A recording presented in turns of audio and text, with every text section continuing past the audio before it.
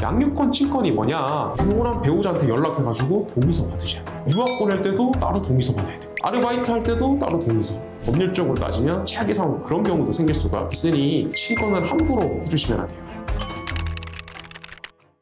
안녕하세요. 이별의 신 신현준 변호사입니다. 오늘은 제가 말씀드릴 게 양육권 친권 이거 도대체 뭐냐, 그리고 그거 좀 대충 하면 안 되냐, 나중에 뭐 정해지면 쉽게 바꿀 수 있는 거 아니냐, 이런 오해들을 많이 하시더라고요. 그래서 제가 그런 거 아니다, 쉽게 되는 거 아니니까 그 관련해서 조금 말씀드리려고 해요. 제일 많이 궁금해 하시는 게 양육권 친권이 뭐냐, 이런 것들을 많이 물어보시거든요. 뭐 같은 거 아니에요? 뭐가 차이가 있어요? 그냥 뭐 양육권 있으면 되지, 단순히 이렇게 많이 생각하시는데 양육권 친권이 생각보다 다른 개념입니다. 예를 들어서 양육권은 자녀를 키울 수 있는 권리예요. 만약에 이혼을 하더라도 내가 양육권을 가지고 있으면 아기를 키울 수 있으니까 같이 생활을 할 수가 있겠죠? 이 권리가 양육권에 관한 부분이에요. 그러면 친권은 뭐냐? 친권은 말씀을 쉽게 드리면 자녀에 대해서 법적으로 뭔가 행동을 할 수 있는 권리예요. 예를 들어가지고 어디 유학을 가려고 한다, 어떤 학교를 결정하려고 한다, 아니면 자녀가 아르바이트를 하는데 내가 법정 대리인으로서 동의를 해준다거나, 자녀가 미성년자일 때 법정 대리인이니까 이런 것들을 하려고 하면 친권을 가진 사람이 하는 거예요. 그러니까 보통 양육권 싸움을 할 때 친권도 같이 가져가도록 돼 있고, 법원에서도 양육권을 가진 사람한테 친권을 준단 말이에요. 최악의 경우 애가 병원에 갔어요. 근데 친권자가 만약에 상대편 배우자한테 줬다, 이혼을 할 때, 그러면 애기 지금 뭐 위급한 수술을 해야 되는데 난 친권이 없으니까 사인도 못 한단 말이에요. 물론 병원에서는 부모라고 하면 그냥 사인하고 수술을 시켜주는 게 일반적이긴 한데, 법률적으로 따지면 최악의 상황 그런 경우도 생길 수가 있으니 친권을 함부로 해주시면 안 돼요. 그래서 말씀을 드리는 게, 많이 친권에 대해서 생각이 없으시다 보니까 양육권만 가지면 된다고 생각하시니까 양육권은 내가 가지되 공동친권을 정하시는 경우가 많아요. 합의서를 접든 뭐 이렇게 하시는 경우가 많아서, 그러면 나도 공동친권이니까 되지 않느냐, 이런 생각이 드는데, 이거 생각보다 불편하고 억울할 때가 많습니다. 양육권을 가지고 있으니까 애는 내가 키워요. 근데 애기 학교 보낼 때 이혼한 배우자한테 연락해가지고 동의서 받으셔야 돼요.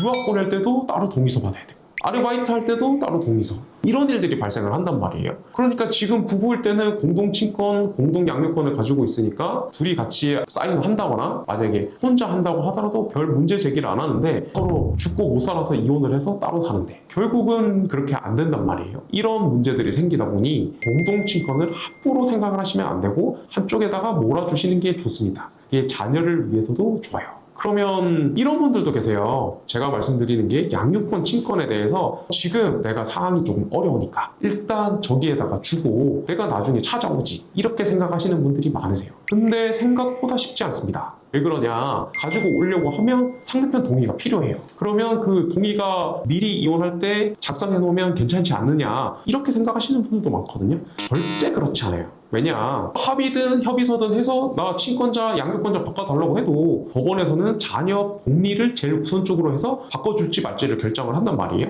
양육권 친권을 줬는데 넘겨주고 다시 받기로 한 게 엄마예요. 내 경제력 마련해서 애기랑 살아야 되겠다고 해서 합의서도 다 적어놨어요. 아니면 뭐 카톡으로 메시지도 다 있어요. 몇 년 뒤에 너가 키워라, 이렇게 돼 있다고 하더라도 애기는 이미 아빠랑 사는 그 집, 동네, 그 환경에 적응이 돼 있단 말이에요. 그러면 이거 바꾸면 애기 안 좋다고 보는 거예요, 법이. 이렇게 보니까 쉽게 생각하시는 문제가 아니에요. 그러면 결국 나중에 바꿔지는 경우가 어떻게 되느냐, 상대편 이혼한 전 배우자가 양육권 친권을 넘기는데 동의한다거나, 아니면 그 배우자가 아동학대를 해가지고 분리 조치돼 있어서 거기에다가 더 이상 못 맡긴다거나, 아니면 이런 경우도 있어요. 저기서 양육권 친권 가지고 있는데 애가 그냥 계속 우리 집 오고 저쪽도 실제로 별로 키울 마음 없거나, 아니면 애가 가 있으니까 편하거든요. 그러니까 계속 방치해서 사실상 친권 양육권 남편한테 줬는데 엄마가 계속 키운다거나, 그럴 경우에는 남편의 동의가 없어도 아기가 엄마랑 사는 거에 적응이 돼 있다고 하면 양육자나 친권자 변경에 대해서 법원에서 고려를 하니까, 이런 예외적인 경우 아니고서는 잘 안 바꿔줘요.